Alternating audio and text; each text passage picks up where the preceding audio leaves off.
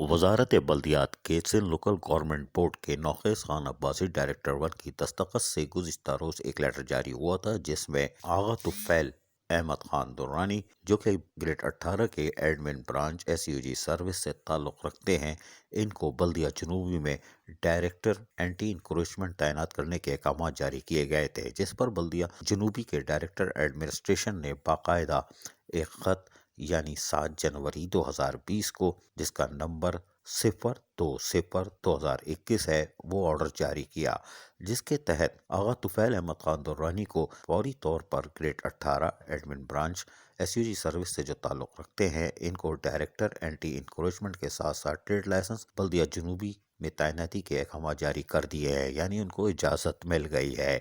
جبکہ کاظم حسین شاہ کو trade licence سے ریلیو کر کے ڈائریکٹر ایڈمنسٹریشن کے پاس رپورٹ کرنے کے لیے بھی کہہ دیا گیا ہے۔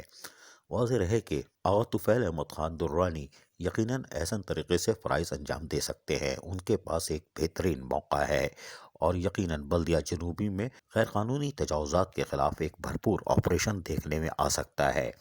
جس میں پتھارے والوں کو بھی اب ہوشیار ہونا پڑے گا، اس لیے کہ آغا طفیل احمد خان درانی کو